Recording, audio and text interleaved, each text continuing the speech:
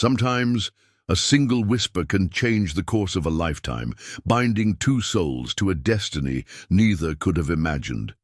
For young Astrid, that moment came on her wedding night when Harald the Iron-Handed, the most feared Viking chieftain in Norway, spoke words that would define their entire marriage. Standing 7 feet tall with battle-scarred hands, he made her a promise that seemed impossible.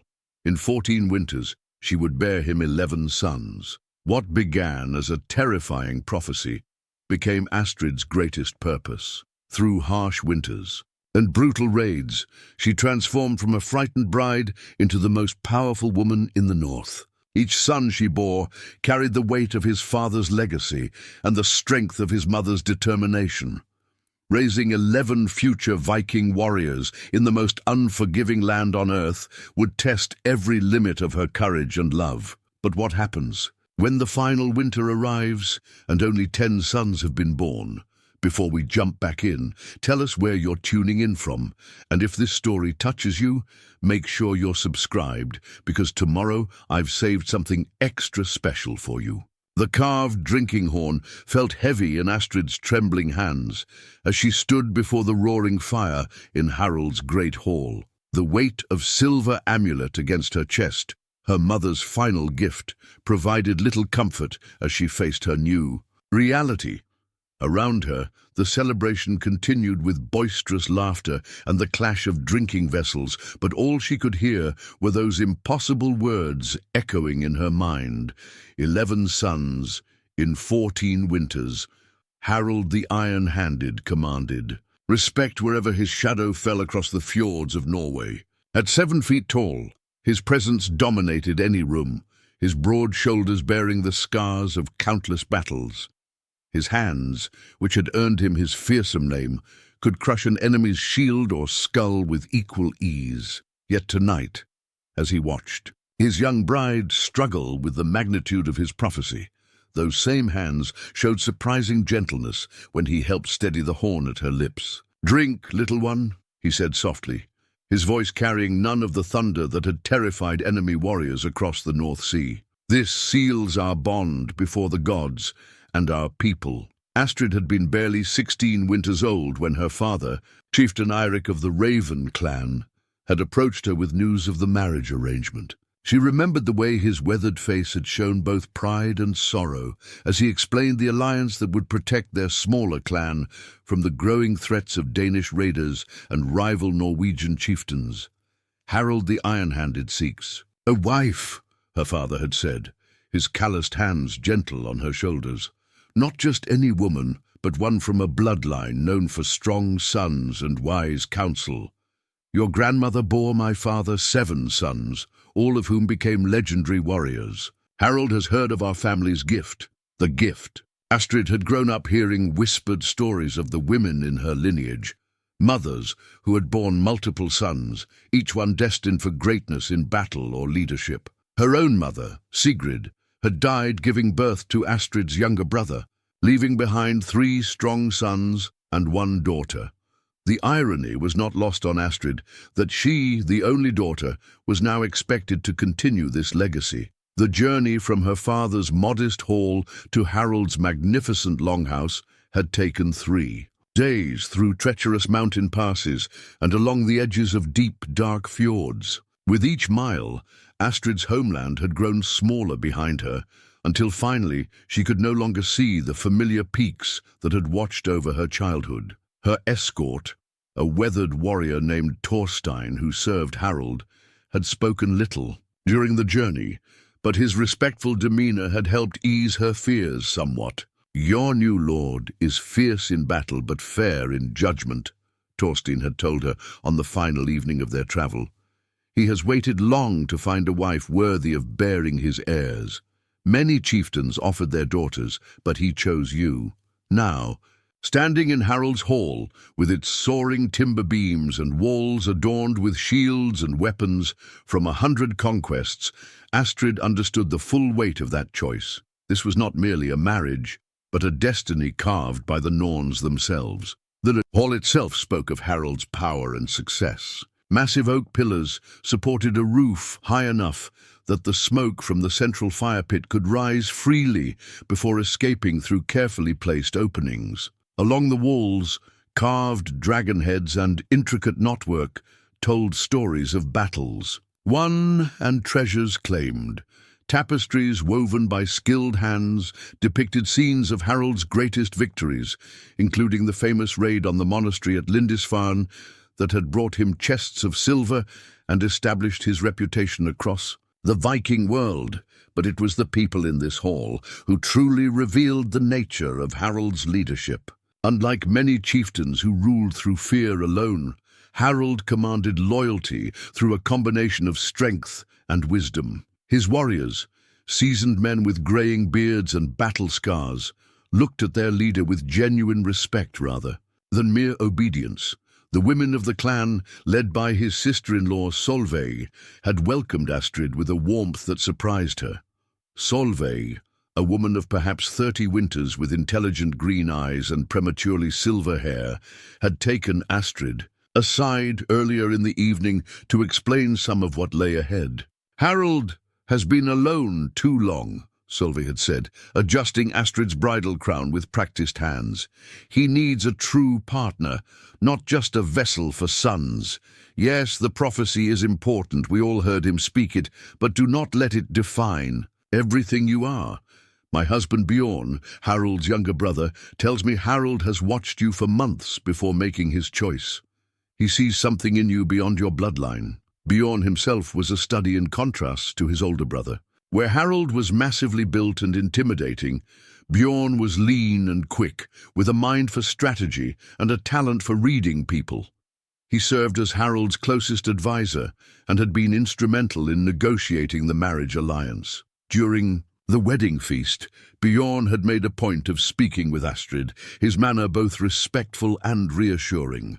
"My brother may seem like a force of nature," Bjorn had said with a slight smile, "but he understands that true strength comes from partnership." The prophecy he spoke, it was not a command, but a vision of what you might accomplish together. Among the other important figures in Harald's inner circle was Ingrid the Wise, an elderly woman whose knowledge of herbs, healing, and the old ways had made her invaluable to the clan. Her weathered face bore the marks of someone who had seen much of life's joy and sorrow, and her pale blue eyes seemed to look through people rather than at them. She had approached Astrid during the feast with a small leather pouch. "Drink this tea each morning," Ingrid had whispered, pressing the pouch into Astrid's hands. "It will help prepare your body for what lies ahead. Bearing sons is no small task, especially 11 of them. We must be wise about preserving your strength." The mention of 11 sons had sent a chill through Astrid's body. Even now, hours after Harald had first spoken the prophecy, she struggled to comprehend its magnitude. 11 children, 11 births, 11 times her body would need to endure the agony and risk that had claimed her mother. The prospect was both terrifying and oddly compelling. To become the mother of a dynasty, to know that her bloodline would shape the future of the North. As the evening wore on and the celebration gradually subsided, Harald had shown unexpected consideration for his young bride's comfort. Rather than immediately asserting his marital rights, he had spent time speaking with her quietly near the fire, sharing stories of his childhood and asking about her own upbringing. His voice, when not raised in battle cry or command, carried a surprising gentleness. "I know this is overwhelming," he had said, his massive frame somehow made less intimidating by the firelight. "The prophecy I spoke, it comes from dreams I've had since I was a boy, dreams of sons who would stand beside me in battle, who would carry our clan's honor into the next generation. But dreams and reality are different things. We have time to learn about each other." Astrid had found herself studying this man who would shape her destiny. His face, while marked by battle scars, held intelligence and even kindness. His hands, so famously destructive in combat, moved with careful precision when he handled his drinking horn or adjusted the fire. Most surprisingly, when he spoke of the future, his eyes held not just ambition, but genuine warmth. "Tell me about your homeland," Harald had requested, and Astrid found herself describing the smaller fjord where she had grown up. The way morning mist would rise from the water, the sound of her father's hunting horns echoing off the mountain. Walls. Harald listened with genuine interest, occasionally asking questions that showed he understood the tactical importance of various locations or the political implications of neighboring clans. "Your father is wise to seek this alliance," Harald had observed. "The Danes grow bolder each season, and smaller clans will struggle to stand alone. But together, united through marriage and mutual support, we can face any threat." It was then that Astrid began to understand that this marriage was about more than just bearing sons. It was about creating a power structure that could protect their people and extend their influence throughout the north. She was not just becoming a wife and mother, she was becoming a partner in leadership.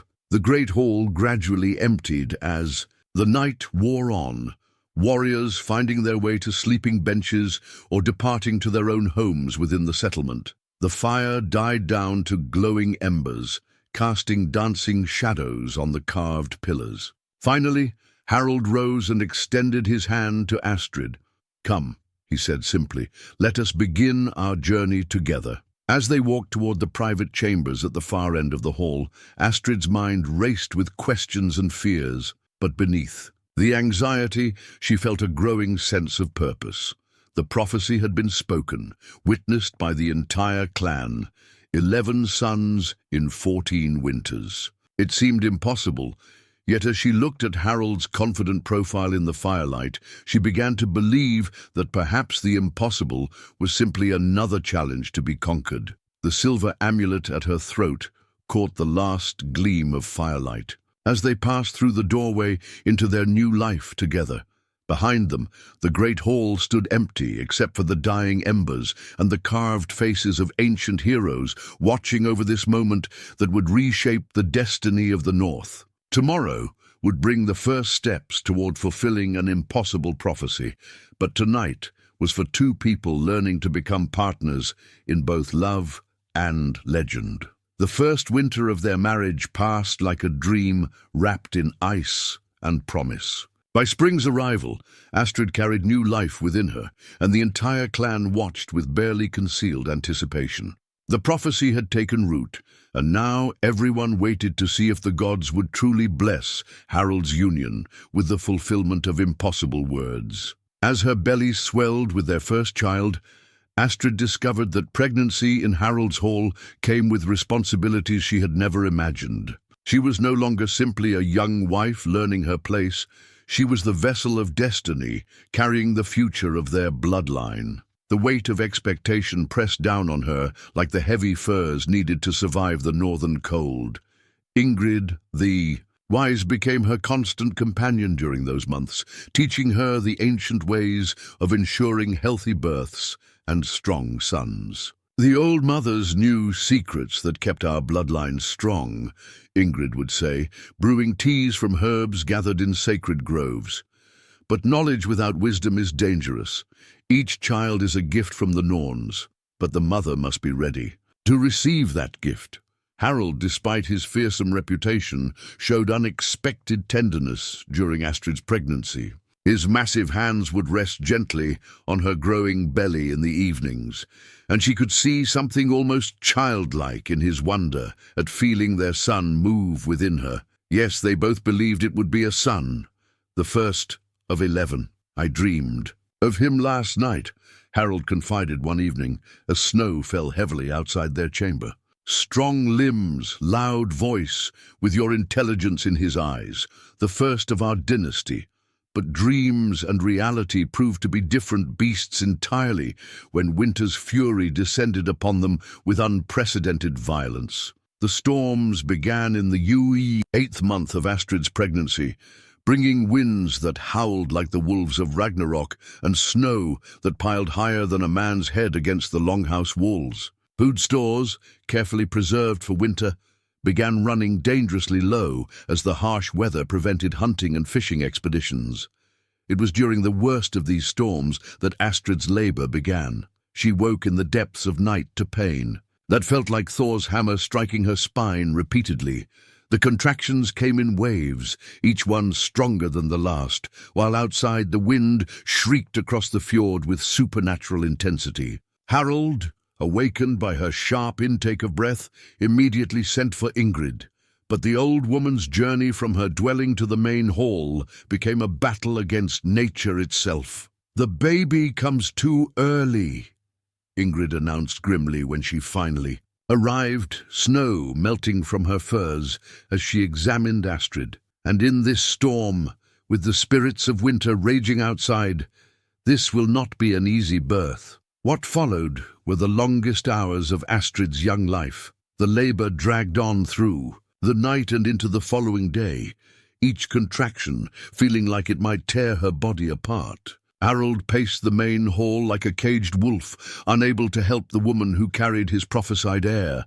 The entire clan seemed to hold its breath, gathering in small groups to whisper prayers to Freyr and Frigg, the gods who watched over births and fertility. Bjorn tried to keep his brother occupied with discussions of spring raiding plans, but Harald's attention remained focused on the sounds coming from their chamber.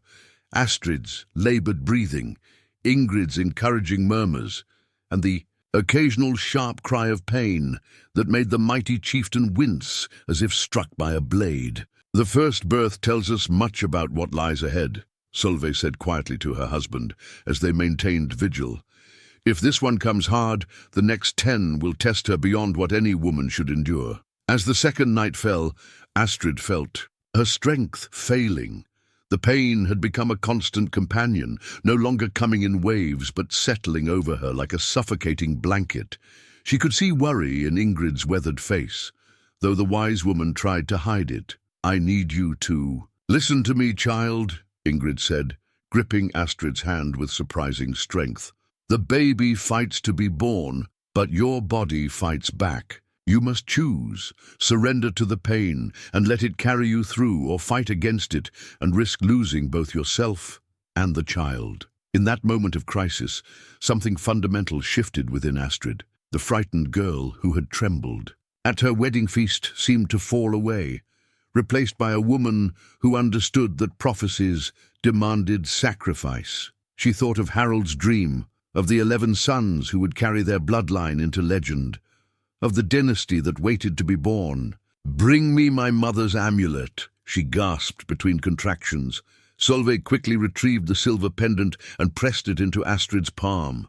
The metal, worn smooth by generations of mothers, seemed to pulse with warmth against her skin. As another contraction built, Astrid closed her eyes and surrendered completely to the ancient process of birth. The storm outside reached its peak, just as their son finally decided to make his entrance into the world. With a final tremendous effort that left Astrid gasping and shaking, the baby emerged, red-faced, furious, and unmistakably male. His cries cut through the howling wind like a battle horn announcing victory. Ingrid worked quickly, using the ceremonial birth knife to cut the cord that had connected mother and child. The blade, forged specifically for this purpose generations ago, seemed to gleam with its own light as it performed its ancient duty. As she lifted the squalling infant, Ingrid's face broke into the first smile anyone had seen from her in months. "A son," she announced loudly enough for the waiting clan to hear. "Strong lungs, perfect form. This one will be a warrior to rival his father." Harald burst into the chamber the moment Ingrid gave permission, his eyes immediately seeking Astrid's face. What he saw there, exhaustion, triumph, and a new kind of strength, told him that his young wife had crossed a threshold from which there would be no return. "Look at him," Astrid whispered, cradling their son against her chest. The baby had quieted, his dark eyes seeming to focus on his mother's face with startling intensity. "Eric.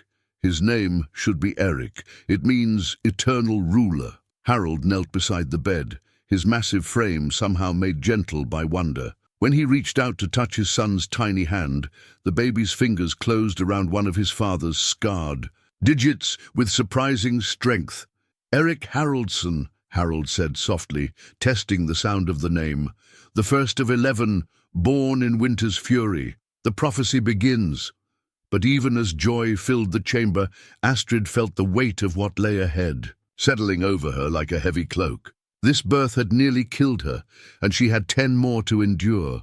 The ceremonial knife that had cut Eric's cord now lay on the table beside her, its blade reflecting the firelight, a reminder that each birth would require her to surrender herself, completely to forces beyond her control. Over the following weeks, as Astrid recovered and Eric grew strong at her breast, she began to understand how fundamentally her life had changed. She was no longer simply Harald's wife, she was the mother of a prophesied dynasty. The clan looked at her differently now, with a mixture of reverence and expectation that sometimes felt crushing. Visitors came from neighboring settlements to see the first of Harald's 11 sons, bringing gifts and speaking in hushed tones about the prophecy. Some offered prayers of support, while others, particularly wives of rival chieftains, watched with barely concealed envy or skepticism. "One son proves nothing," she overheard one visiting woman say. "The real test is whether her body can survive." 10 more births. Many women die in their 3rd or 4th delivery. Those words haunted Astrid during the long winter nights as she nursed Eric and felt her body slowly healing from the trauma of birth. 10 more children, 10 more times facing the possibility of death to bring forth life. The magnitude of the prophecy, which had seemed almost mystical on her wedding night, now felt starkly, terrifyingly real. Yet when she looked at Eric, strong, healthy, with Harald's determined jaw and her own intelligent eyes, she felt something she had not expected: fierce, protective pride. This child was not just the first step toward fulfilling a prophecy. He was her son, and through him she was building something that would outlast them all. The birth knife gleamed in its place of honor, waiting for the next child, the next test of Astrid's strength and will. 10 more sons to bear, 10 more chances, to prove that some destinies are worth any price. As spring finally began to touch the edges of winter's domain, Astrid made a quiet promise to herself and to the son sleeping in her arms. She would survive what lay ahead, not just to fulfill Harald's prophecy, but to become the kind of mother and leader that her children would be proud to call their own. 2 summers passed before Astrid felt ready to risk another pregnancy. Eric had grown into a sturdy toddler with his father's fearless nature and his mother's quick mind, tottering around the longhouse on unsteady legs while exploring every corner of his world. Harald watched his son with obvious pride, but Astrid could see the unspoken question in his eyes: when would the second son come? The answer arrived with autumn's first frost. As Astrid's body began showing the familiar signs of pregnancy, she felt both excitement and a deep, gnawing worry. The memory of Eric's difficult birth remained vivid, and she knew that each subsequent delivery would test her strength anew. Harald's response to the news surprised her with its thoughtfulness. Rather than simply celebrating the continuation of his prophesied dynasty, he began carving something in the evenings after Eric had fallen asleep. A wooden wolf, its form, emerging from a piece of driftwood with careful, patient knife strokes. "For Eric," Harald explained one night as Astrid watched him work. "He should have something made by his father's hands, something to remind him that he was first, that he opened the path for his brothers." The care Harald put into that simple toy revealed a side of him that few beyond their chamber walls ever witnessed. This was not just a chieftain thinking about expanding his clan's power, but a father beginning to understand the weight of raising 11 sons who would each need their own identity within the dynasty. Magnus arrived on a bitterly cold day in the depths of winter, his birth mercifully easier than Eric's had been. Perhaps Astrid's body had learned from the first experience, or perhaps the gods smiled more kindly on the second son. Either way, when Ingrid placed the squalling infant in Astrid's arms, she felt a surge of confidence that had been missing during Eric's birth. 2 sons, Harald whispered that night as they watched their children sleep. Eric, now walking and babbling in a mixture of Norse and his own invented language, had been fascinated by his new brother, patting Magnus's tiny hands with surprising gentleness. But Astrid was beginning to understand that bearing sons was only the beginning of her challenges. As the wife of Harald the Iron-Handed, she was expected to understand the politics that swirled around their growing family. Neighboring chieftains watched their increasing strength with mixtures of respect and wariness. Each new son represented not just Harald's virility, but his clan's future military might. "You need to learn the art of leadership," Solveig told her one morning as they worked together preparing wool for weaving. "Harald rules through strength and strategy, but you have something different to offer. The mothers of warriors hold their own kind of power." These lessons became more urgent when Gunnar the Redbeard arrived for an unexpected visit late in Magnus's first winter. Gunnar ruled a clan from the western fjords, and his reputation for ruthless ambition was well known throughout the region. His pale eyes lingered on Eric and Magnus with an intensity that made Astrid's skin crawl. "Two fine sons," Gunnar observed during the evening feast, his voice carrying undertones that set everyone on edge. "Though I wonder if Harald's attention to his growing family might distract from other duties. The Danes grow bolder each season, and strong warriors should be thinking about raids, not cradles." Harald's response was measured but clear. "A man who cannot protect his own family cannot be trusted to lead other men's sons into battle. My duties as father and chieftain strengthen each other." The exchange was polite on the surface, but Astrid could feel the tension crackling between the two men. After Gunnar's departure, Harald called a council with his most trusted advisors. "He's testing our resolve," Bjorn said bluntly. "Gunnar has been forming alliances with clans along the coast. He sees our focus on family as weakness."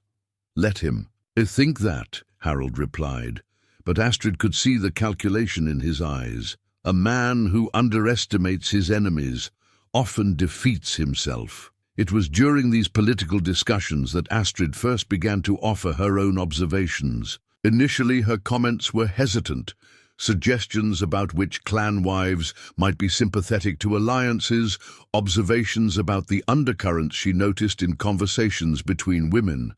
But Harald listened and gradually began asking for her insights more directly. "You see things differently than we do," he told her one evening as they discussed strategy. "Warriors think about strength and direct confrontation. You think about connections, about the threads that bind families together or pull them apart." Astrid's role began evolving beyond that of mother and wife. When visitors came to their hall, she made note of their attitudes toward Harald's growing family, their reactions to the prophecy, their own family situations. This information proved valuable in ways that surprised everyone, including herself. "The wives talk more freely around me," she explained to Harald. "They see me as less threatening than you or your brothers, but they also respect that I've borne two strong sons. It gives me a different kind of authority." The wooden wolf that Harald had carved for Eric became a symbol of this evolving dynamic. Eric carried it everywhere, and the other children who visited the hall were drawn to it. The toy sparked conversations among their mothers about craftsmanship, about fathers who took time to create things for their children, about the kind of leader Harald was becoming. As Magnus grew from infant to toddler, Astrid found herself pregnant, again with what would become their third son. The pattern was establishing itself, roughly 2 years between pregnancies, allowing her body time to recover while still maintaining progress toward the impossible goal of 11 sons in 14 winters. But with the third pregnancy came new challenges.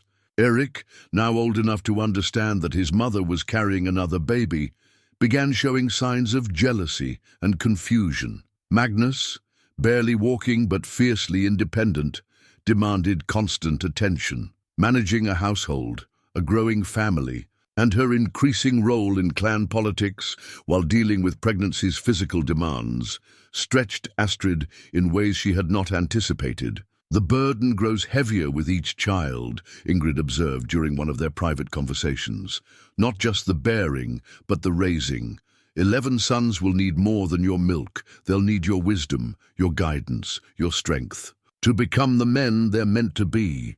Harald seemed to understand this instinctively. As Astrid's pregnancy progressed, he began taking more direct responsibility for Eric and Magnus's daily care. The sight of the massive warrior patiently teaching his toddler sons to hold wooden practice swords or helping them stack blocks became common in their hall. They need to know their father as more than just a legend, Harald explained, when Astrid commented on his hands-on approach. If they're to be worthy of the prophecy that brought them into this world, they must understand leadership through example, not just fear. The wooden wolf remained Eric's constant companion, but it had become something more, a bridge between the fearsome reputation Harald carried in the outside world and the patient father he was becoming within their home. When other children visited and played with the carved animal, their parents saw a different side of the iron-handed chieftain. As winter deepened and Astrid's belly swelled with their third child, she began to understand that the prophecy was changing more than just their family size. It was transforming Harald from a warrior who ruled through strength alone into a leader who understood that true power came from building something that would last beyond his own lifetime. The challenges ahead remained daunting.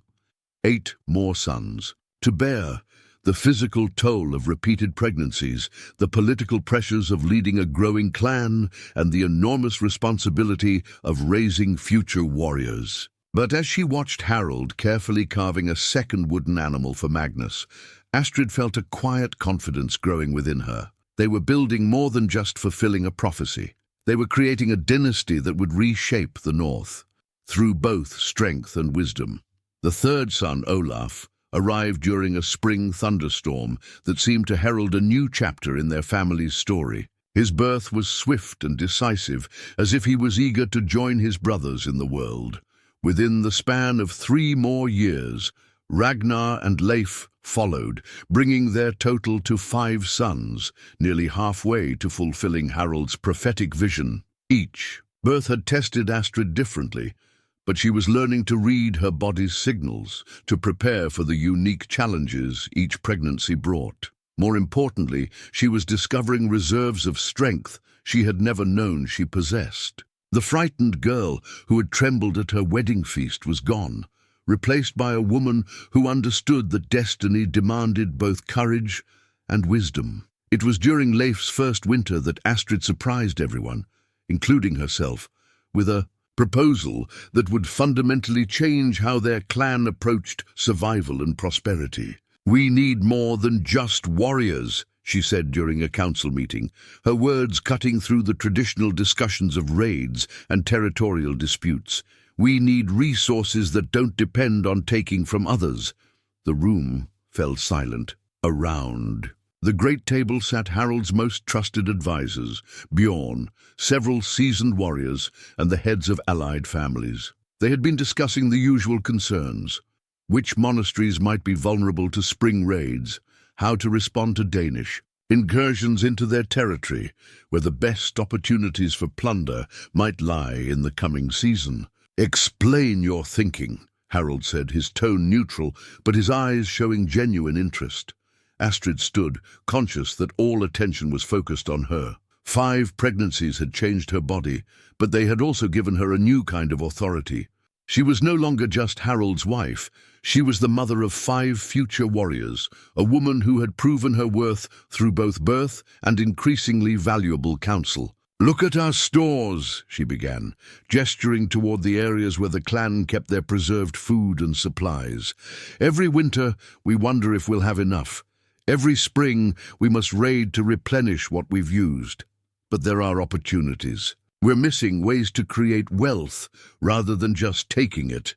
She moved to the great table and began sketching on a piece of bark with a piece of charcoal. "The monastery at Skellig holds not just gold and silver, but knowledge. They have maps of trade routes, records of merchant ships that travel predictable paths. If we study these instead of just burning them, we could position ourselves to take far greater prizes. Bjorn leaned forward, his strategic mind immediately grasping the implications. You're talking about intelligence gathering, learning the patterns of our prey instead of just hunting blindly. Exactly, Astrid continued, warming to her subject. But more than that, what if we didn't just raid the merchant ships, but demanded tribute for safe passage? What if we established ourselves not just as raiders, but as controllers of trade routes? The room buzzed with conversation as the men considered this radical departure from traditional Viking strategy. Harald remained silent, watching his wife with an expression that mixed pride with calculation. "There's more," Astrid said, raising her voice to quiet the discussions. "We have resources here that other clans lack. Our fjord is deep enough for the largest ships, protected enough for safe harbor. We could become more than raiders. We could become a hub for trade, a place where merchants come willingly." It was an audacious vision, and Astrid could see skepticism on many faces. But she pressed on, knowing that this moment might determine not just her family's future, but the legacy she would leave for her sons. 5 sons, with 6 more to come, she said, her hand moving to her still flat belly where their next child would grow. 11 warriors could spend their lives raiding for survival, or they could build something that lasts, something that makes other clans want to ally with us rather than just fear us. The debate that followed was intense and lasted well into the night. Some of Harald's older advisors argued for maintaining traditional ways, pointing out the risks of abandoning proven methods of survival. Others, particularly the younger men, were intrigued by the possibilities Astrid outlined. Finally, Harald raised his hand for silence. "We will try a measured approach," he decided. "The spring raids will proceed as planned, but we'll implement my wife's suggestions about intelligence gathering. If her strategies prove successful, we'll consider the larger changes she proposes." The first test came 2 months later, when Harald's war party returned from what had initially been planned as a traditional monastery raid. Instead of simply pillaging and burning, they had carefully studied the monks' records before taking their treasure. The intelligence they gathered revealed a pattern of merchant ships that passed through their waters carrying far more valuable cargo than the monastery had possessed. 3 times the silver we took from the monks, Bjorn reported to the assembled clan, displaying the tribute they had extracted from a single merchant vessel. And they agreed to spread word that our fjord offers safe harbor for those who pay proper respect. The success of this new approach began attracting attention from other clans, some positive and some decidedly hostile. Gunnar the Redbeard sent messengers demanding to know why Harald was playing merchant instead of maintaining proper warrior traditions. Other chieftains, however, began requesting meetings to discuss potential alliances and shared strategies. It was during one of these diplomatic visits that Astrid made a discovery that would prove crucial to their family's security. While entertaining the wives of visiting chieftains, she noticed several wearing jewelry that she recognized from Harald's own treasure stores, pieces that should have been unique to raids he had personally led. "Someone is sharing information about our activities," she reported to Harald that evening.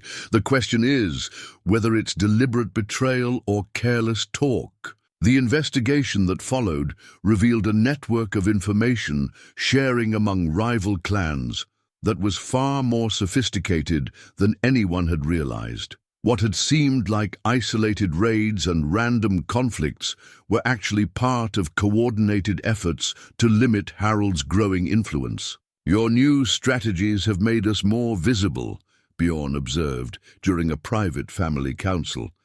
"Success draws attention, and not all of it friendly."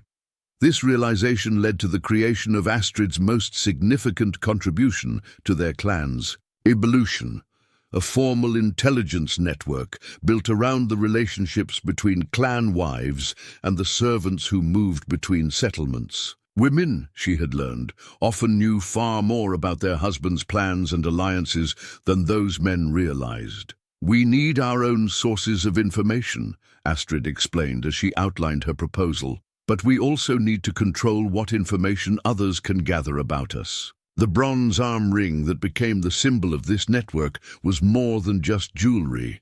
It was a badge of membership in what would become the most effective intelligence operation in the northern fjords. Women who wore the ring were trusted allies, sources of information, and protectors of Harald's clan's secrets. By the end of that eventful year, Astrid's influence had grown far beyond anything she had imagined possible. She was pregnant with their sixth son, but she was also the architect of a new kind of Viking power, one built on intelligence, strategic thinking, and the understanding that true strength came from creating lasting alliances rather than temporary conquests. Harald's respect for his wife's contributions was evident in how he began including her in every major decision. The prophecy of 11 sons remained important, but it had evolved into something larger, the foundation of a dynasty built on both warrior strength and strategic wisdom. As winter approached, and Astrid felt their sixth child moving within her, she reflected on how much had changed since that first terrifying birth. She was no longer just bearing sons to fulfill a prophecy. She was raising future leaders and building the foundation for their success. The bronze arm ring gleamed on her wrist, a symbol of the network she had created and the power she had earned through intelligence and determination. 6 sons born or growing within her, 5 more to come, and a future that stretched far beyond what any prophecy had originally envisioned. The birth of Thorvald, their 6th son, came at the worst possible time. Winter had descended with a vengeance, unlike any in living memory, bringing temperatures that froze the fjord solid and snows that buried entire settlements. Food stores that should have lasted until spring began dwindling at an alarming rate, and the trade routes that had proven so profitable were now impassable walls of ice and storm. Astrid labored through the night as howling winds rattled the longhouse timbers and snow piled against the walls like siege works built by nature itself. The birth was complicated by her exhaustion. 6 pregnancies in 8 years had taken their toll, and the constant stress of managing both family and clan politics had worn her down more than she cared to admit. "The baby comes reluctantly," Ingrid muttered as she worked to help with the delivery. Perhaps he senses the hard world waiting for him. When Thorvald finally arrived, his cries seemed to echo the storm's fury. But even as Astrid held her newest son, she could hear the worried conversations in the main hall. The clan was facing its greatest test since Harald had taken leadership. Survival itself hung in the balance. By the time Astrid had recovered enough to walk, the full extent of their crisis had become clear. The brutal cold had killed much of their livestock, ice prevented fishing, and hunting parties returned empty-handed day after day. Worse, scouts reported that other clans were facing similar hardships, making the possibility of raiding for supplies both more necessary and more dangerous. "We have perhaps 6 weeks of food remaining," Bjorn reported during an emergency council meeting. "Less if we continue feeding the bondsmen and thralls at current levels." The question hanging unspoken in the air was terrible in its implications. Who would eat and who would not? Traditional Viking law gave chieftains the authority to make life and death decisions during times of extreme hardship.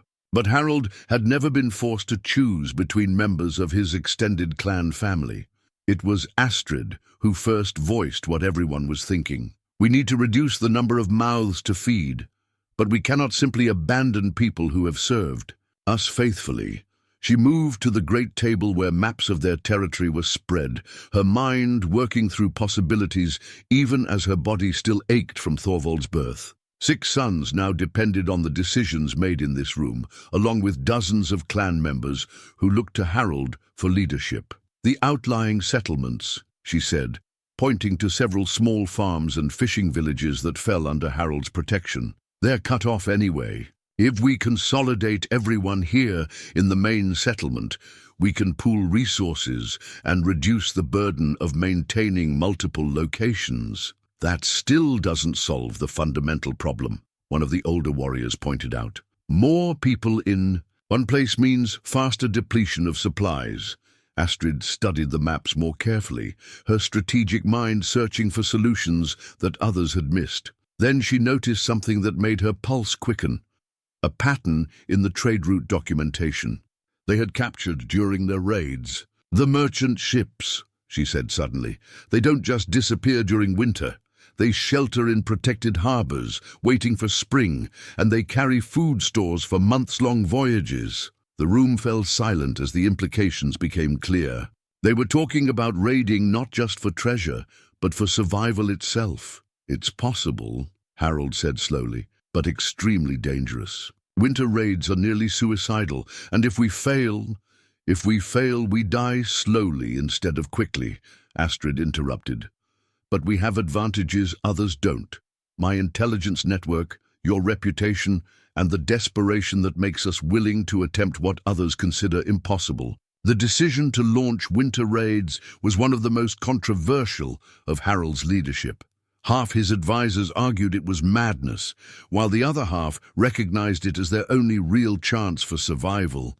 What tipped the balance was Astrid's detailed intelligence about merchant ship locations and the promise that her network could provide updated information about targets and threats. Preparations began immediately. Harald would lead the main raiding party, while Astrid remained behind to manage the consolidated settlement and care for their 6 sons. It was the first time they had been separated for more than a few days since their marriage, and the parting was made more painful by the knowledge that Harald might not return. "Take care of our boys," Harald said the night before departure, holding each son in turn. Eric, now old enough to understand the gravity of the situation, clung to his father with unusual desperation. Magnus and Olaf seemed confused by the tension in the household, while Ragnar, Leif, and baby Thorvald were too young to comprehend what was happening. "Bring yourself back to us," Astrid replied, pressing the bone rune stones into his hands. "These have guided our clan through dark times before." The rune stones were more than simple divination tools. They were a connection to the ancient wisdom that had sustained their people through countless hardships. Carved from the bones of a great whale that had beached itself during Harald's grandfather's time, they carried the weight of tradition and the hope of divine guidance. Harald's war party departed before dawn, their dragon ship cutting through ice-choked waters toward targets that might mean salvation or doom. Left behind, Astrid faced challenges that tested every skill she had developed as both mother and leader. Consolidating the scattered clan members into the main settlement created immediate problems. Space that had seemed adequate for Harald's core group became cramped and tense when filled with additional families, livestock, and stored goods. Food rationing required constant adjustment and frequent difficult decisions about distribution. More challenging still was maintaining morale during the long, dark days of waiting.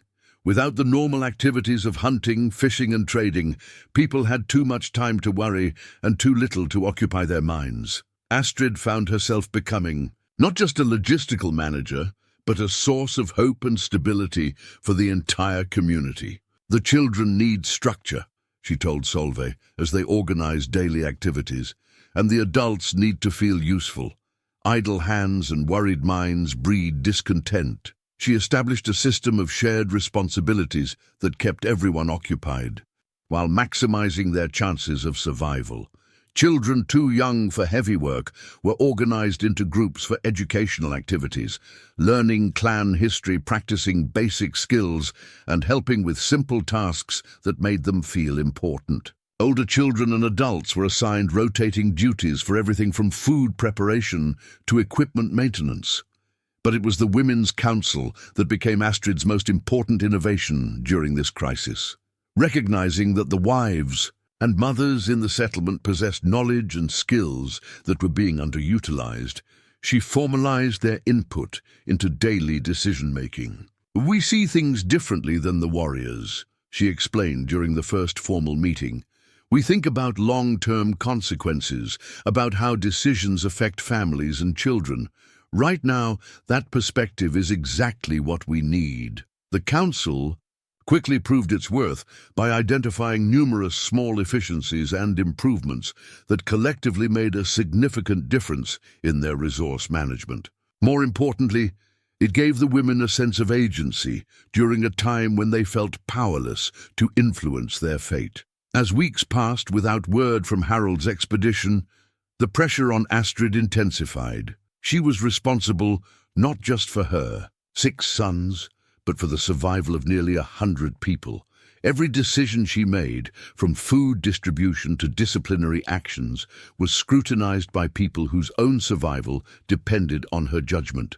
The runestones seemed to mock her from their place of honor in the Longhouse. She had sent them with Harald, hoping they would guide him to success, but their absence reminded her daily that she was navigating uncharted waters without the comfort of ancient wisdom. When the first signs of weakening began to appear among the oldest and youngest clan members, Astrid knew they were approaching the limits of what human endurance could sustain. Yet she also knew that showing despair would doom them all faster than any shortage of food.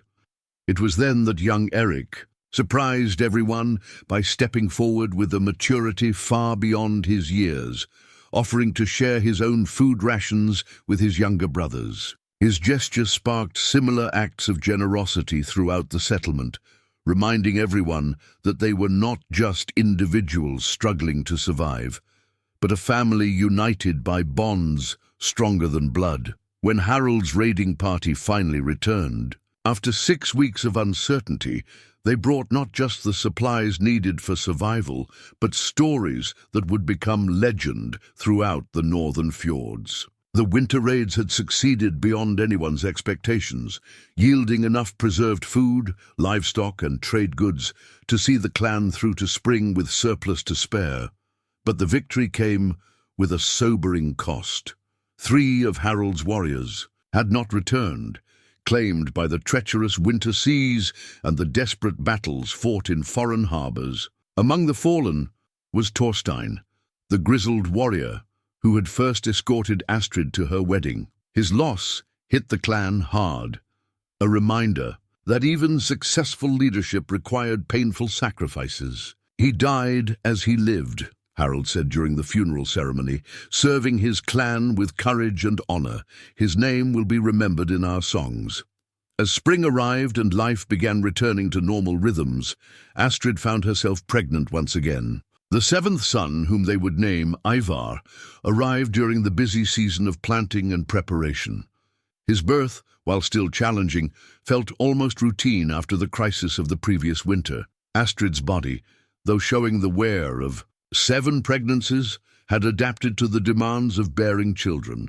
But it was during her recovery from Ivar's birth that disturbing news arrived from the intelligence network she had so carefully cultivated. Multiple clans were forming an alliance specifically aimed at containing Harald's growing power and influence.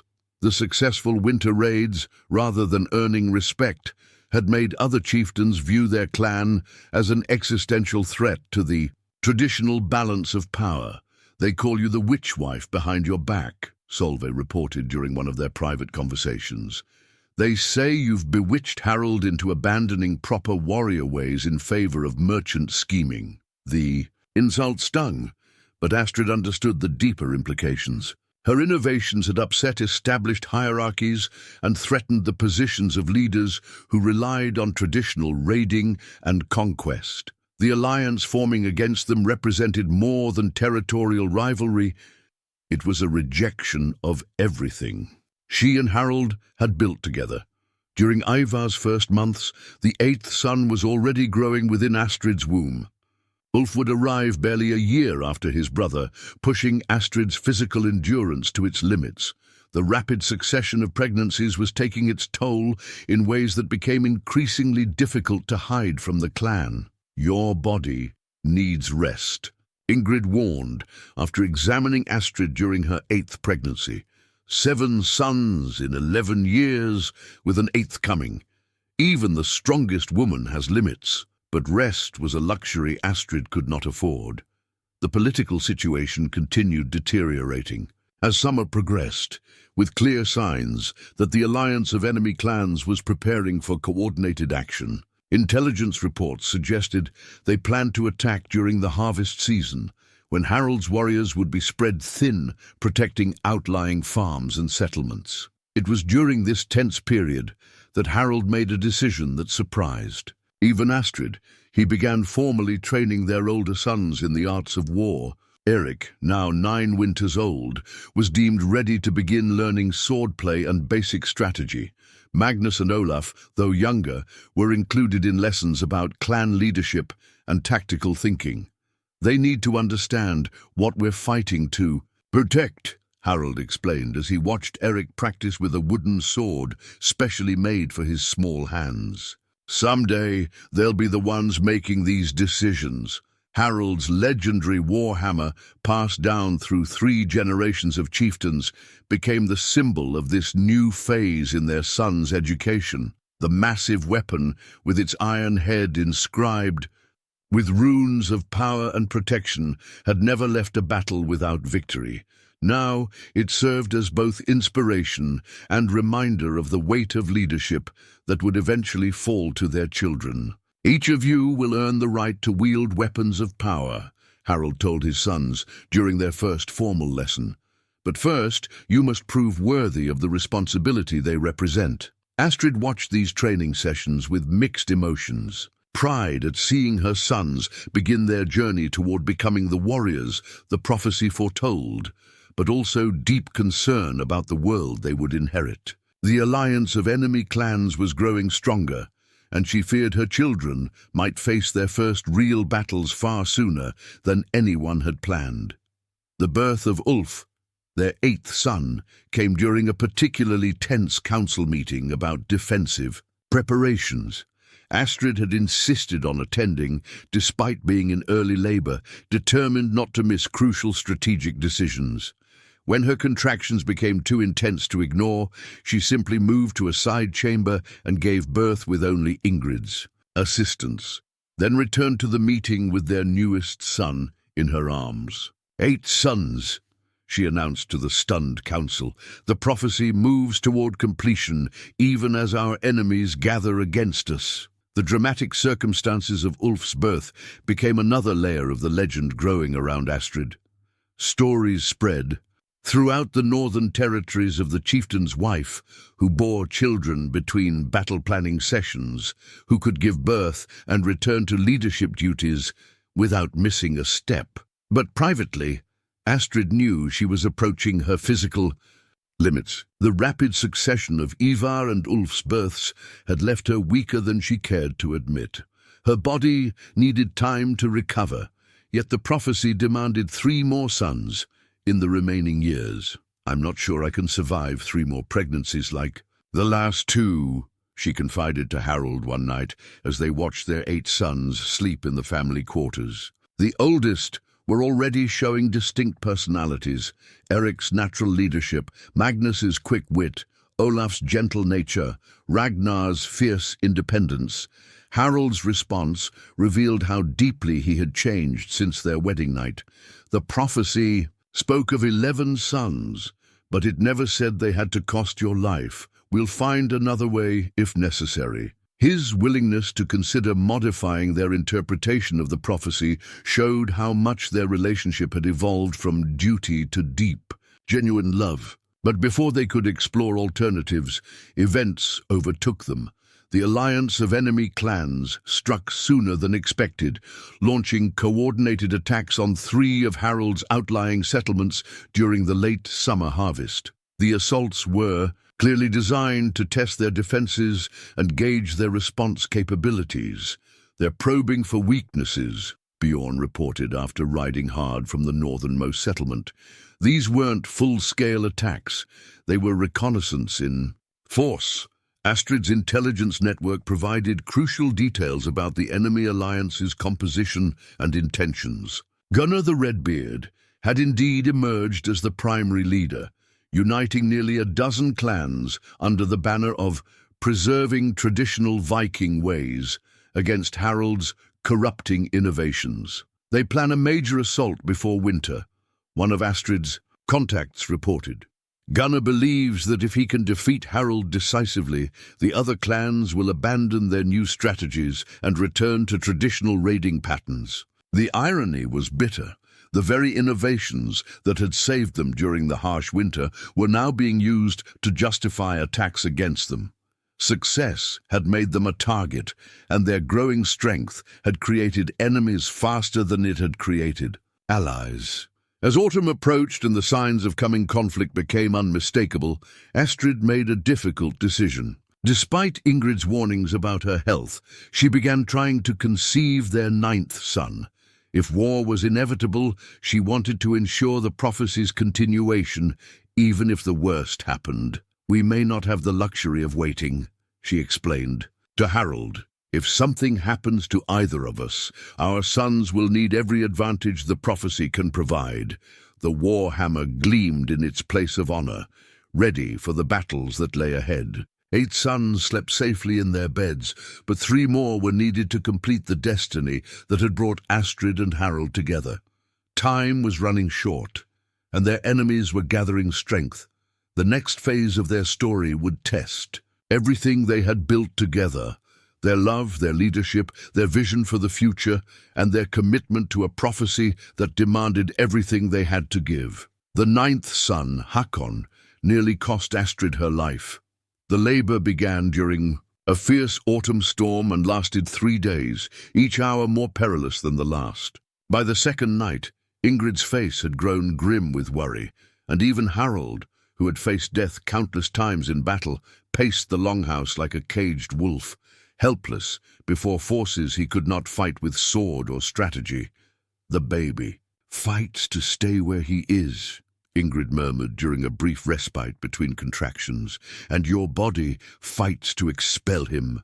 Neither will yield, and you're caught between them." Astrid, delirious with pain and exhaustion, felt herself slipping away from the world of the living. In her fevered state, she began seeing visions: her mother's face, the spirits of the warriors who had died in Harald's service, and strangest of all, an ancient woman with silver hair who seemed to be trying to tell her something important. "Listen, daughter," the vision woman whispered. "The words you think you understand have deeper meaning than you know. Numbers are not always what they seem." It was only Harald's desperate voice, calling her back to consciousness, that kept Astrid from following the silver-haired woman into whatever realm awaited beyond life. When Hakon finally emerged, blue and silent, Ingrid worked frantically to bring breath to his tiny lungs. The moment when his first cry filled the chamber was the sweetest sound Astrid had ever heard, but her recovery was slow and painful. For weeks, she drifted in and out of consciousness, her body struggling to heal from the trauma. During her delirium, the visions continued, always featuring the mysterious woman with silver hair, always accompanied by cryptic words about hidden meanings and deeper truths. It was during one of her more lucid moments, 3 weeks after Hakon's birth, that Ingrid made a revelation that would change everything. "I need to tell you something," the old woman said, settling beside Astrid's bed with an expression of profound seriousness. "Something I should have shared long ago, but I hoped, it would never become necessary." With trembling hands, Ingrid retrieved an ancient scroll from a hidden compartment in her medicine chest. The parchment was old beyond measure, covered with runes so archaic that few people alive could read them. "This is the original prophecy," Ingrid said quietly. "The complete version, not the fragment that has been passed down through songs and stories." Astrid struggled to sit up, her heart racing despite her physical weakness. "What do you mean, the complete version? The prophecy that Harald spoke on your wedding night? 11 sons in 14 winters. It's only part of the truth." Ingrid's weathered fingers traced the ancient runes. "The full text speaks of 11 who will stand as Harald's sons, but it never specifies that all must be born from one woman's body." The implications hit Astrid like a physical blow. I'm saying that sons can be claimed through adoption, through fostering, through bonds of loyalty that transcend blood." Ingrid's voice grew stronger as she continued. The prophecy speaks of 11 who will carry Harald's name and legacy forward, but it doesn't demand that you bear them all yourself. Astrid stared at the scroll, her mind reeling. Harald knew this, Ingrid nodded slowly. He has always known, but he also knew that the choice of how to fulfill the prophecy had to be yours. He could have taken other wives, could have claimed the sons of fallen warriors as his own, could have adopted promising boys from allied clans.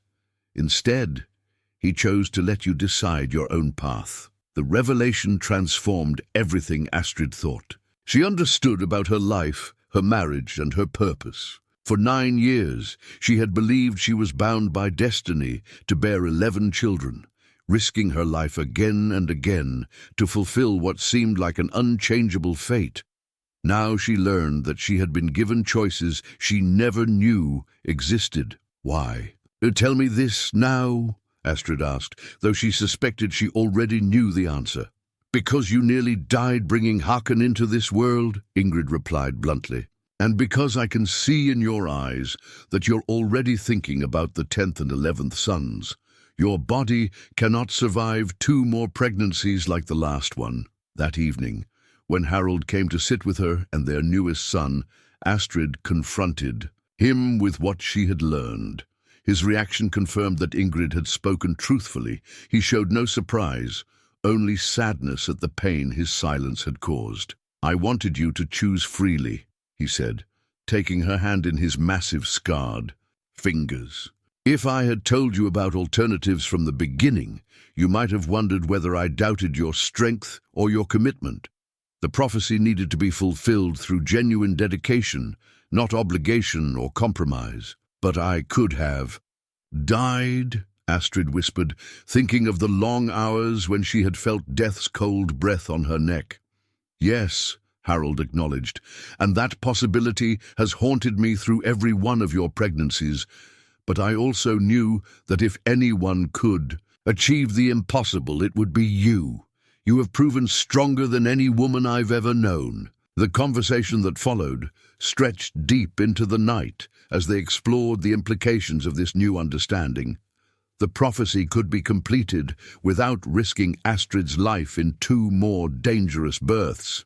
They could adopt promising boys from allied clans, could claim the sons of warriors who had died in their service, could foster children whose parents had been lost to disease or conflict. There's a boy, Harald said eventually, the son of Thorek Ironarm, who died in the winter raids. The child shows promise.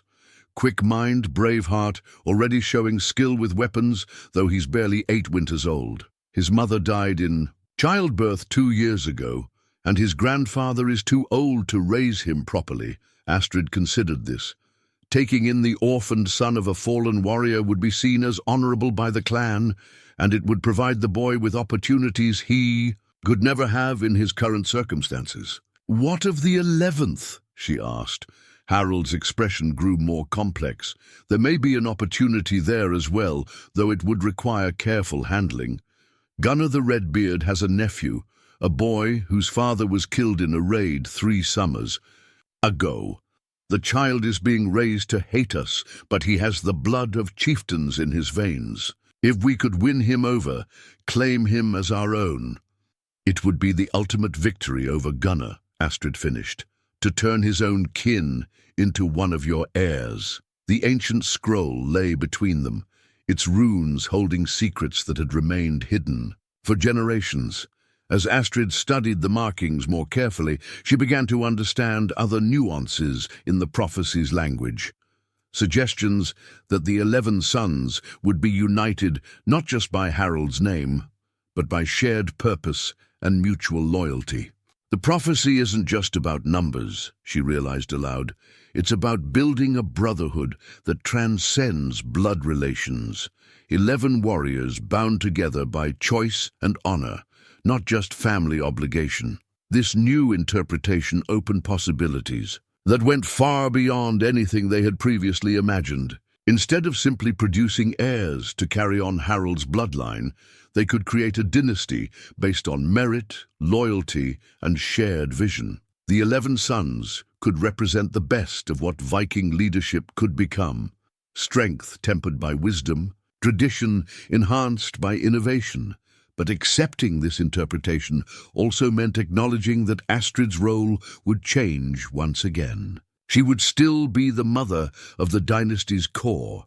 9 sons born from her body represented an achievement beyond anything recorded in the sagas. But she would also become something more, the architect of a new kind of family, one that included children claimed through love and choice rather than just blood. If we do this, Astrid said carefully, it needs to be done right. The adopted sons cannot be seen as lesser than the born ones. They must be truly our children, with equal claims to inheritance and leadership, Harald nodded gravely, which means we must choose carefully. Boys who can grow into men worthy of the prophecy, not just convenient additions to reach the required number.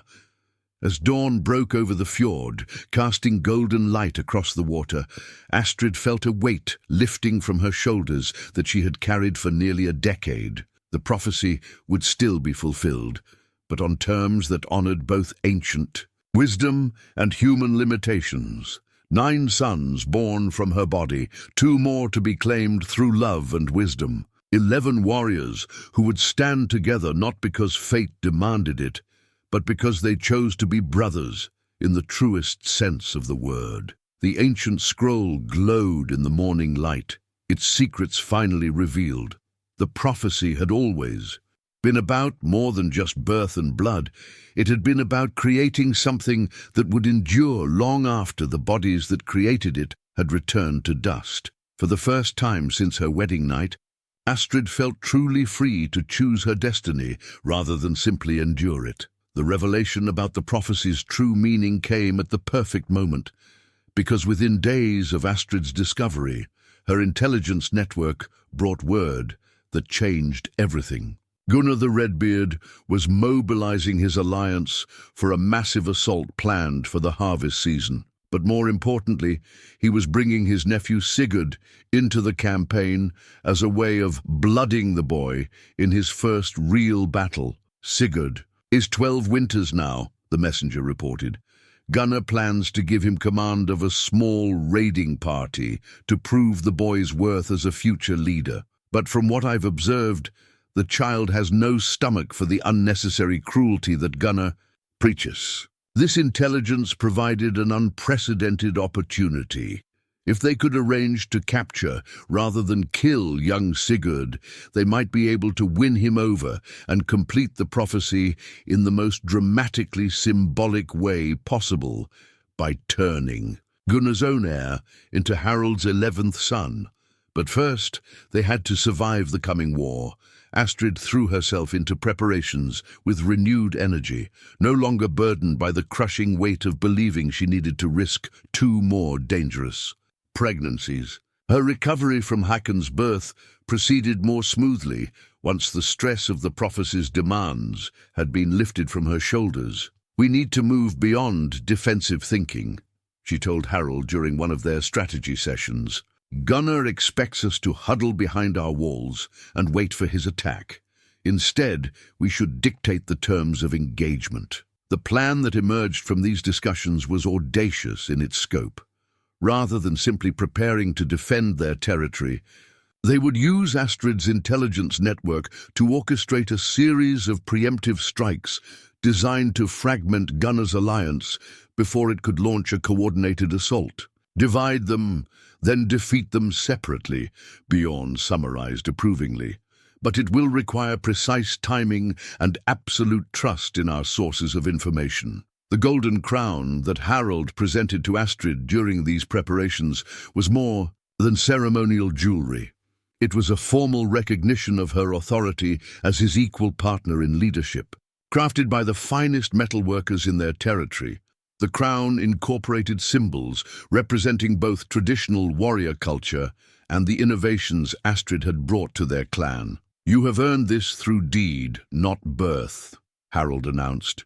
During the ceremony where he placed the crown on Astrid's head, "Let all who see it know that you speak with my authority and share my responsibility for our people's welfare." The crown's presentation marked a turning point in how the clan viewed Astrid's role. No longer was she simply the chieftain's wife, who happened to offer good counsel.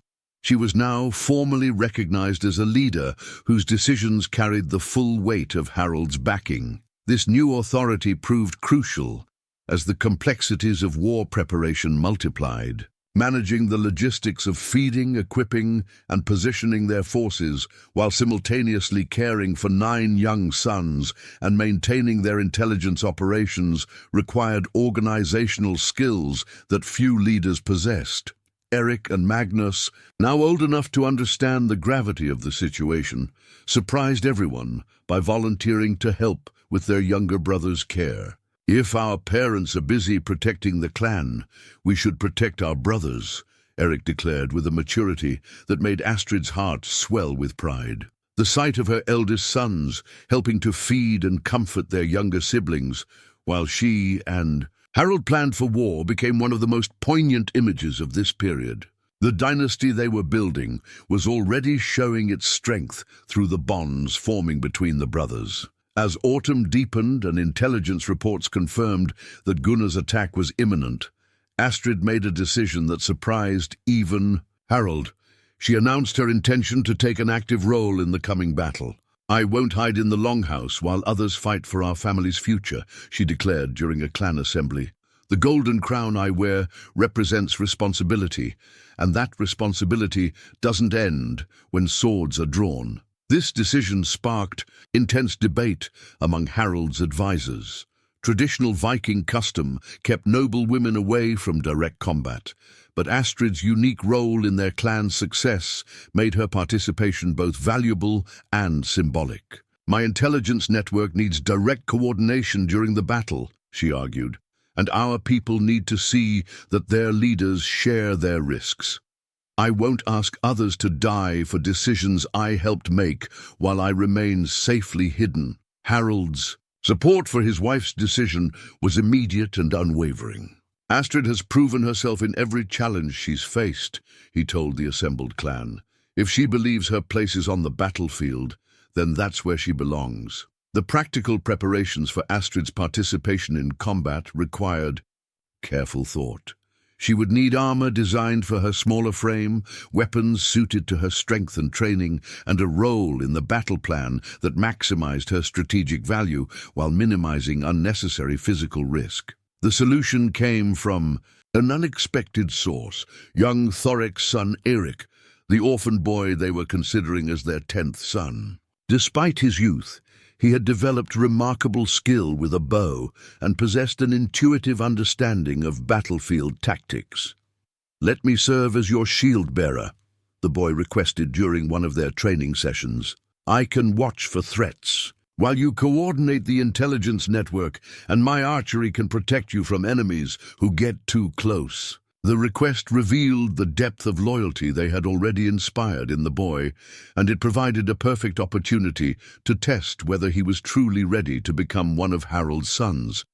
If young Eirik could prove himself in battle while protecting Astrid, it would demonstrate both courage and the kind of selfless dedication that characterized the greatest warriors. Meanwhile, their plans for dealing with Gunnar's nephew Sigurd required delicate preparation. They needed to capture the boy alive while defeating his raiding party, then somehow convince a 12-year-old who had been raised to hate them that he belonged with their family instead. "The key is showing him what genuine leadership looks and like," Astrid observed during one of their discussions. "Gunnar rules through fear and cruelty. If we can demonstrate strength combined with justice, honor, and genuine care for our people, we might be able to win him over," Harald finished. "But it will require keeping him alive long enough to see the difference, and that may be the most challenging part of the entire campaign." As the final preparations neared completion, Astrid found herself reflecting on the incredible journey that had brought them to this point. Less than 10 years ago, she had been a frightened young bride facing an impossible prophecy. Now she wore a golden crown and prepared to lead warriors into battle while raising 9 sons who already showed signs of becoming the leaders the prophecy had envisioned.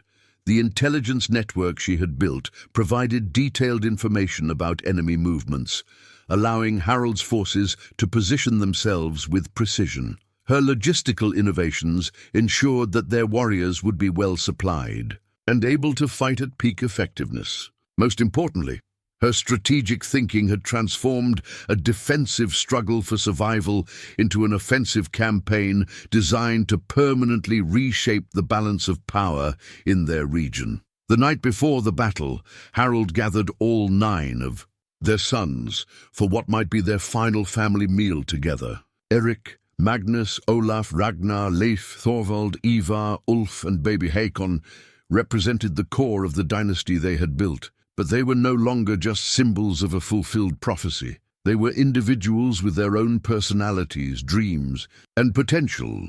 "Remember this moment," Harald told his sons as they sat around the great table. "Whatever happens tomorrow, you are brothers united by more than blood. You are bound by the choices your mother and I have made, by the values we have tried to teach you, and by the future you will build together." Astrid looked around the table at the faces of her children, some still innocent of the world's dangers, others already beginning to understand the weight of their heritage. In a few hours, she would put on armor and ride into battle to protect everything they had built. But tonight, she was simply a mother sharing a meal with her family. The golden crown rested on the table beside her, gleaming in the firelight. Tomorrow, it would symbolize her authority as a war leader. Tonight, it was just a reminder of how far she had come from the terrified young woman who had once trembled at the sound of an impossible prophecy. As the evening wore on and the children were put to bed, Astrid and Harald spent their final quiet. Hours together reviewing plans, checking equipment, and preparing mentally for the challenges ahead. They had built something extraordinary together, a family, a dynasty, a new vision of what Viking leadership could become. Tomorrow would test everything they had created. But as Astrid felt the weight of the golden crown and looked at Harald, sharpening his legendary warhammer, she felt ready for whatever challenges awaited. The prophecy was nearly complete. Their family was strong, and their cause was just. The only question remaining was whether they would survive to see the future they had worked so hard to create. The first light of dawn revealed the enemy fleet, stretched across the northern horizon like a deadly necklace of dragon-proud ships. Gunnar had indeed assembled the largest alliance in living memory. 17 clans united under his leadership, their warriors eager for the plunder and glory they expected to find in Harald's prosperous territory. But what Gunnar's forces found, instead of a cowering enemy, was a carefully orchestrated trap that had been months in the making. Astrid stood on the ramparts of their coastal fortress, the golden crown catching the early sunlight as she coordinated the final elements of their defense. Her armor, crafted specifically for her frame by the clan's master smiths, bore the same intricate knotwork that decorated Harald's own war gear, a visual symbol of their partnership that would be clearly visible to both friend and foe. "The northern fleet moves exactly as our sources predicted," young Eric reported, his bow already strung and ready. The orphaned boy had embraced his role as Astrid's protector with fierce dedication, and his presence at her side felt both natural and right.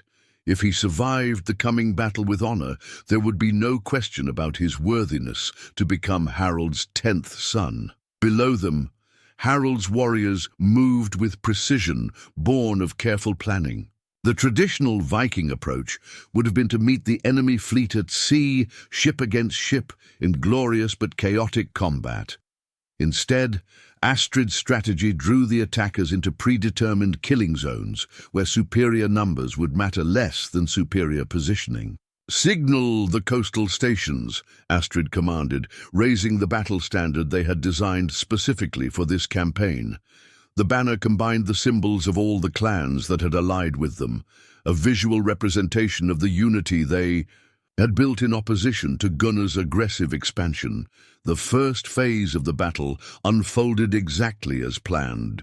Gunnar's lead ships, eager to claim the best landing spots, sailed directly into the narrow inlet where Harald's forces waited in concealment. The shallow waters that had been carefully scouted and prepared with hidden obstacles turned what should have been a triumphant landing into a deadly gauntlet. From her command position, Astrid watched the battle unfold with the detached precision of a master strategist. Her intelligence network had provided not just information about enemy movements, but detailed knowledge of the personalities and motivations of individual clan leaders. This allowed her to predict which groups would be most aggressive, which would hold back, and which might be swayed to change sides if the tide of battle turned decisively. "Send word to Captain Olsen," she instructed one of her messengers. "Tell him Jarl Bjornsson's ships are hanging back, just as we predicted. If we can break Gunnar's center, Bjornsson will likely withdraw rather than die for another man's ambitions." The psychological warfare that Astrid had pioneered proved as effective as the physical battle. Carefully placed signals convinced several enemy clans that they were sailing into a much larger trap than actually existed, while intercepted messages, some genuine, others cleverly forged, sowed confusion and distrust among the alliance members. Young Eric proved his worth immediately. When a group of enemy warriors managed to scale the fortress walls near Astrid's position, his arrows took down 2 attackers before they could close to sword range, and his warning shout gave Astrid time to draw her own weapon and engage the third. The combat was brief, but vicious. Astrid's opponent was a seasoned warrior who clearly expected easy victory over a woman, regardless of her armor and crown. His overconfidence became his downfall, as Astrid's careful training and natural agility allowed her to turn his aggression against him. When the warrior fell with Astrid's blade between his ribs, young Eirik looked at his adoptive mother with something approaching awe. "You fight like a true shield maiden," he said, and Astrid felt a surge of pride at the respect in his voice. But there was no time for celebration. The main battle was reaching its critical phase, and several developments required immediate attention. Harald's forces in the central inlet were holding their positions magnificently, but reports from the eastern flank suggested that Gunnar had kept reserves that were now trying to outflank their defensive positions. More concerning was the intelligence about young Sigurd's location. The 12-year-old nephew of Gunnar had been placed in command of what was supposed to be a simple cleanup operation, landing unopposed on the southern beach and securing supplies for the main force. Instead, his small fleet was sailing directly toward one of the most heavily defended positions in Harald's entire network. "We need to extract that boy alive," Astrid told Eric as she studied the tactical situation, "but his current course will take him straight into Captain Thorson's kill zone. If we don't intervene, he'll be dead before we can attempt any kind of rescue." The decision she faced was typical of the impossible choices that defined leadership in battle. Diverting forces to save Gunnar's nephew might compromise other aspects of their defense, potentially costing more lives than it saved. But completing the prophecy by claiming Sigurd as their 11th son could provide the symbolic victory that would cement their triumph over the enemy alliance. "I can reach him," Eirik offered, checking his remaining arrows. "If I take a small boat and circle around behind Thorson's position." "Too dangerous," Astrid cut him off. "You're not expendable, and neither is the completion of our family."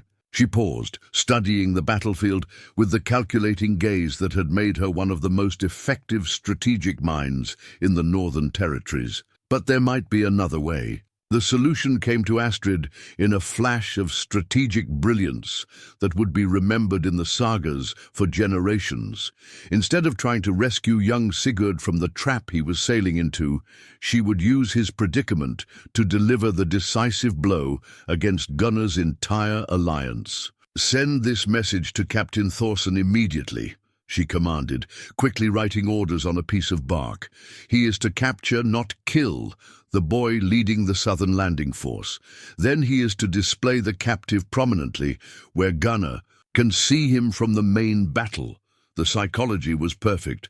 Gunnar's greatest weakness was his pride, and nothing would enrage him more than seeing his heir held prisoner while his grand alliance crumbled around him. The red-beard chieftain would be forced to choose between tactical wisdom and family loyalty, and Astrid was betting everything on his choosing poorly.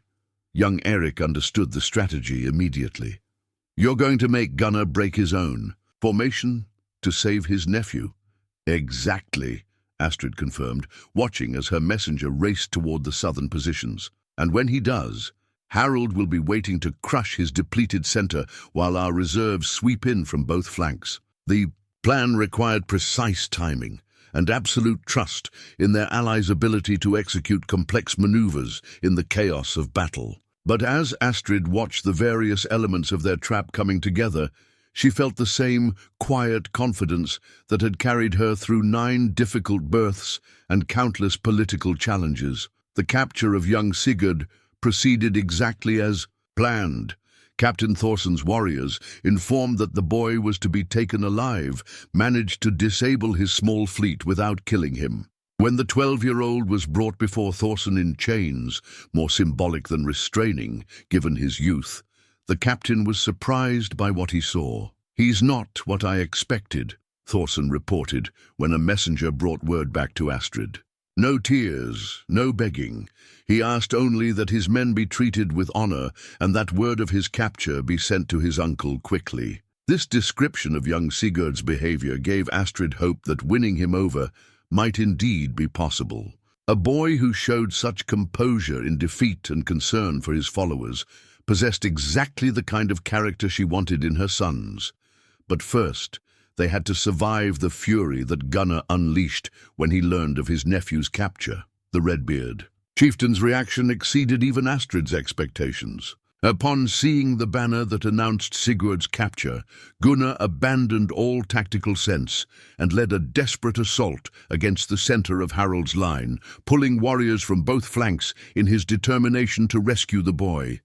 "Now," Astrid signaled, raising the battle standard high above her head where it could be seen throughout the battlefield.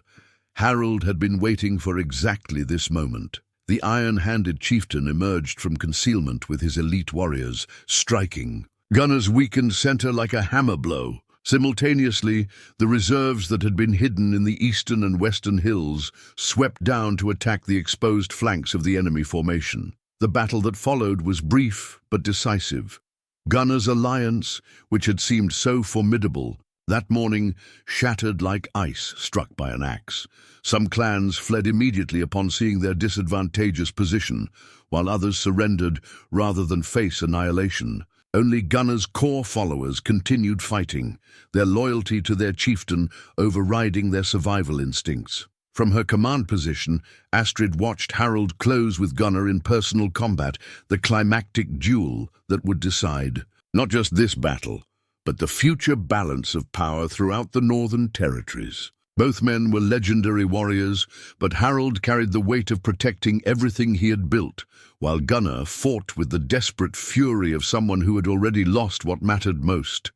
The duel was longer and more vicious than most. Single combats, both warriors landing blows that would have felled lesser men. But Harald's famous iron hands and superior strategy eventually prevailed. When Gunnar finally fell, his legendary warhammer still clutched in his grasp, a cheer rose from Harald's warriors that could be heard across the entire fjord. Victory, however, brought its own challenges. With Gunnar dead and his alliance shattered, young Sigurd was now truly an orphan with no family to protect him, except the very people he had been raised to hate. "Bring the boy to me," Astrid commanded as the battlefield began to quiet. This would be the most delicate negotiation of her life, convincing a 12-year-old who had just watched his uncle die that he belonged with the family responsible for that death. When Sigurd was brought before her, still in the ceremonial chains, but now surrounded by the broken remnants of his uncle's ambitions, Astrid saw something in his eyes that gave her hope. Instead of hatred or despair, she saw the same calculating intelligence that she recognized in her own sons. "Do you know who I am?" she asked gently, removing her golden crown so they could speak as equals rather than captor and prisoner. "You are Astrid the witch-wife," Sigurd replied, his young voice steady despite everything he had endured. "The woman who bears prophecies and breaks alliances with her words." The broken chain links that young Erik had quietly collected from Sigurd's shackles would become the symbol of this moment, the transformation of an enemy heir into a chosen son, bound not by force but by the recognition of shared values and mutual respect. "I am Astrid, mother of 9 sons and seeker of 2 more, she corrected. "The question is whether you have the courage to become something greater than your uncle ever dreamed possible." The prophecy stood on the verge of completion, the dynasty nearly fulfilled, and the future of the North forever changed by the choices made on this day of battle and brotherhood. 5 years had passed since the great battle that shattered Gunnar's alliance and transformed the balance of power throughout the northern fjords. The family saga stone that now stood in the place of honor before Harald's longhouse told a story that would be remembered for generations. Carved runes chronicling the impossible prophecy of 11 sons and the woman who had made it reality. Through courage, wisdom, and love, Astrid ran her fingers along the stone's intricate surface as she watched her children, all 11 of them, practice their combat drills in the training yard. The sight never failed to fill her with wonder and pride. Erik, now 14, and showing every sign of becoming a leader to rival his father, sparred with his adopted brother Erik while offering gentle corrections to young Sigurd, who had indeed chosen to become their 11th son. The transformation of Gunnar's nephew into one of Harald's heirs had been neither swift nor simple, but it had been complete. Sigurd, now 17, and bearing the name Sigurd Haraldsson with pride, had not only accepted his place in their family, but had become one of its most devoted defenders. His unique perspective, raised as their enemy, but choosing to become their son, brought insights that strengthened their clan's strategic thinking. "Mother," young Thorvald called from across the yard, "Sigurd says the southern clans are gathering for another alliance. Should we be concerned?" Astrid smiled at the question. Even at 11 winters old, Thorvald had inherited both parents' strategic minds and was already thinking about potential threats to their territory. But these were different times, and the southern clans gathered now not as enemies, but as petitioners seeking to join the confederation that Harald and Astrid had built. "Let them gather," she replied. "When they're ready, they'll send emissaries to discuss terms for alliance rather than conquest." The victory over Gunnar had done more than eliminate a single threat. It had demonstrated a new model of leadership that combined traditional Viking strength with innovative approaches to politics, economics, and family building. Other clans had taken notice, and many now sought to emulate rather than destroy what Harald's family had created. Harald himself had aged gracefully into his role as elder statesman. His iron hands, though still formidable in battle, were more often employed in crafting toys for his grandchildren or teaching complex strategy to his sons. The legendary warhammer still hung in its place of honor, but it had been joined by symbols of their clan's evolution, trade agreements with distant kingdoms, maps of new territories opened by diplomacy rather than conquest, and letters from allies who valued Harald's wisdom as much as his warrior prowess. "Astrid," Harald said, approaching from the longhouse with a scroll in his hands, "we've received word from the eastern settlements. 3 more clans wish to send their younger sons to fostered in our household." This had become a common request in recent years. The success of their approach to building a dynasty through both birth and choice had inspired other leaders to seek similar opportunities for their children. Harald and Astrid's household had become an academy of sorts, where promising young people learned not just warrior skills, but the arts of leadership, diplomacy, and strategic thinking. "We have room for worthy candidates," Astrid replied, though privately she marveled at how far they had traveled from that terrified young bride who had once feared she could never bear 11 sons. Now their family included not just the original 11, but daughters-in-law, grandchildren, and fostered youth from across the northern territories. The evening meal that night exemplified the transformation their family had undergone.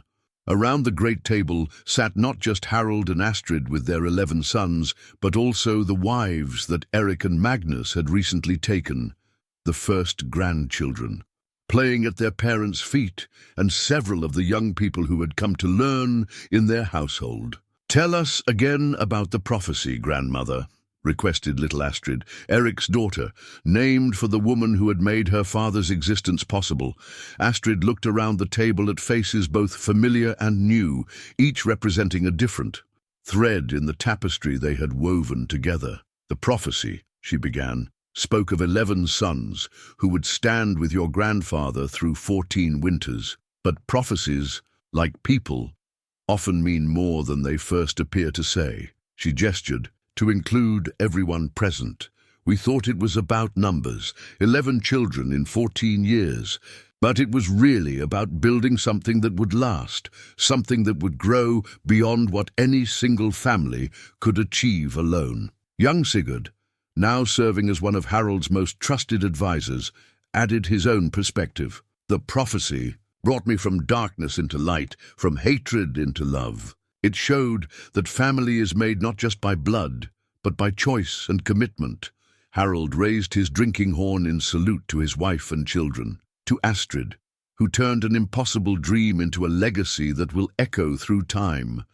To our sons, born and chosen, who have exceeded every hope the prophecy promised, and to the future they will build when our watch is done. As the evening wore on and the family gradually dispersed to their various homes within the expanded settlement, Astrid found herself once again drawn to the saga stone.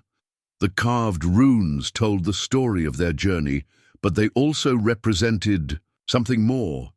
Proof that destiny could be shaped by human will, that prophecies were not chains binding people to predetermined fates, but challenges that called forth the best in those brave enough to accept them. The silver amulet her mother had given her still hung around her neck, now joined by other symbols of the life she had built. The golden crown rested in its place of honor, ready to be worn when duty demanded, but no longer a burden that defined her existence. 11 sons, each grown into the man the prophecy had promised, each contributing to a legacy that would reshape the North for generations to come. A dynasty built not on conquest alone, but on wisdom, innovation, and the understanding that true strength came from choosing to build something greater than oneself. As Astrid walked back toward the longhouse, where Harald waited, she reflected on the girl she had been and the woman she had become. The prophecy had been fulfilled, but its real gift had not been the sons she had borne or claimed. It had been the discovery of her own strength, wisdom, and capacity to love beyond all reasonable limits. The saga stone gleamed in the moonlight, its carved runes preserving their story for future generations, who would face their own impossible challenges and need to remember that prophecies, like people, could become more than they had ever dared to dream.